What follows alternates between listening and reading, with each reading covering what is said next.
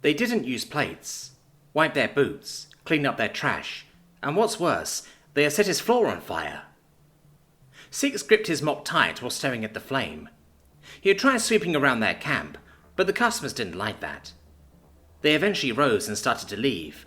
They hadn't said a word to him or bought anything. "Did you enjoy your stay at Shopmart?" said 6. "What?" "I know the store isn't its best, but did you enjoy your stay?" "Sure," he said, before they started packing up and leaving. 6 followed them out. He wanted to ask again if they enjoyed their stay, but he had already done it once. He watched them as they grew smaller and smaller down the muddy broken roads. The street sweeper had not been there in 2 weeks. 2 weeks! He was going to have a lot of work to do when he got back.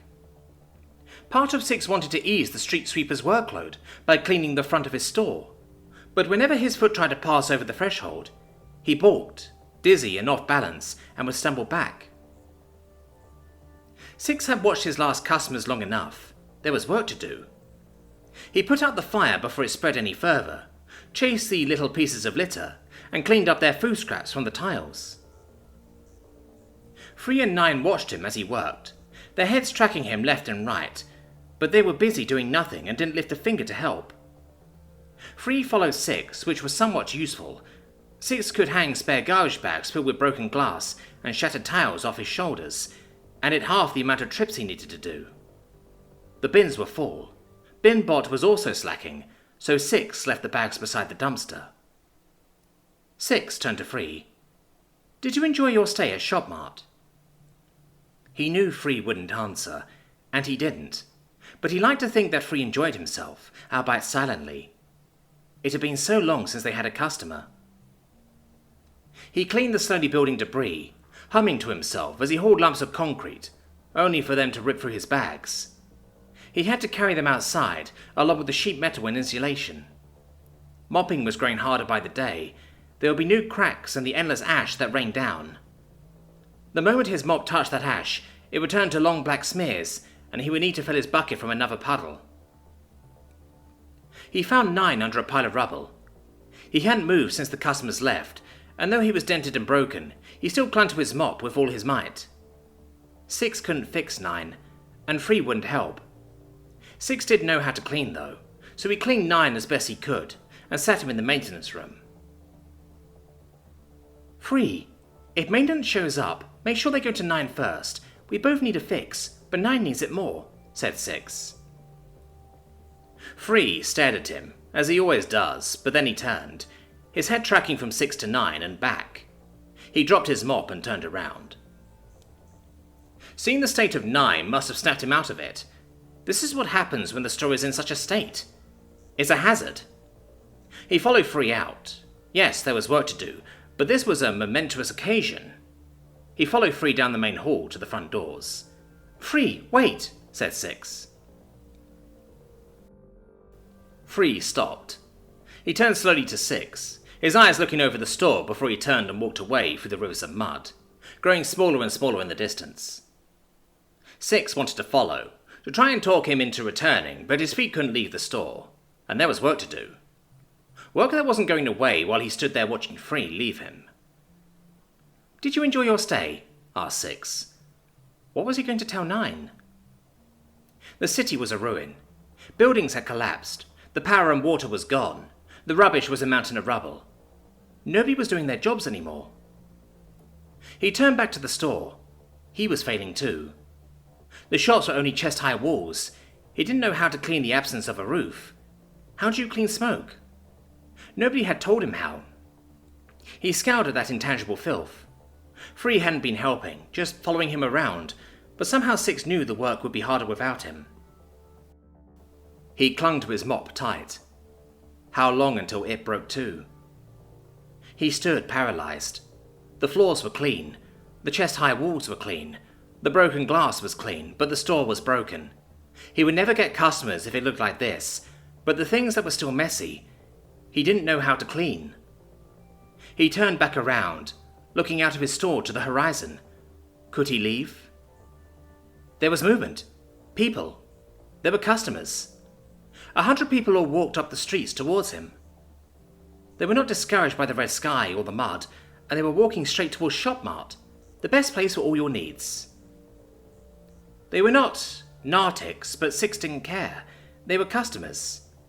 "Hello," shouted Six, causing the people to stop moving. They started to scatter about the street, hiding behind walls and corners. Some crouched or lay down. "Hello?" they called back after a while. "Are you customers?" "Who's asking?" "Six. Are you customers?" There was a moment of quiet before they answered. "Yes." 5 of them walked towards Six, still pointing their tools, but the one at the front lowered his. "Can we walk through here?" "Of course. All are welcome at Shopmart. Please wipe your feet and no smoking inside the premises."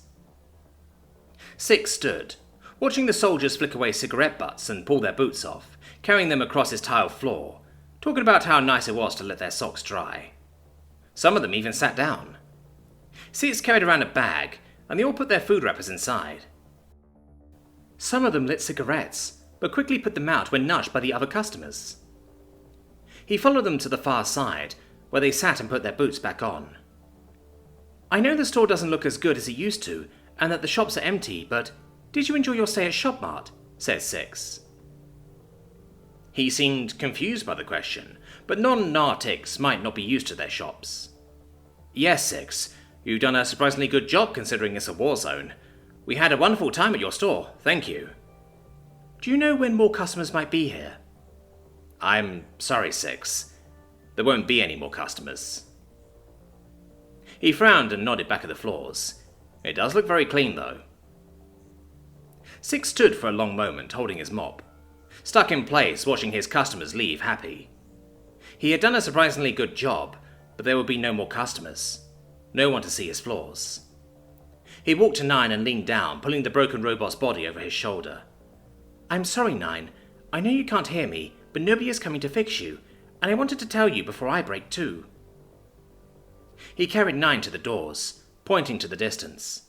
"Over there are customers, and they like the store. I'm sorry for picking you up, but I didn't want you staying in a broken closet forever," he said. He looked down at the edge of the tiles, seeing a piece had broken off where the ground had given way. He crouched down, picking up the shard of tile. He shouldered Nine's heavy weight and stared at the shard. "This is my store. This is part of my store. I am inside my store." His feet pounded through mud, pushing him as fast as he could run. "This is my store, Nine. We are still inside our store and it's clean and customers like it." He stumbled, but caught his footing. He couldn't look away from the tile for more than a moment. He would check to see where he would step, but looking made him woozy. "I'm inside my store," he said. "Contact!" "I am inside my store." "Drone on approach, carrying payload. Stop." "I am inside my store." Six spun, his body tumbling to the ground. His arm wouldn't work, and Nine was laying on his back ahead of him. "Nine, we can't stay here," said Six. He was outside. He looked at the shard of store, then at Nine, then his broken arm.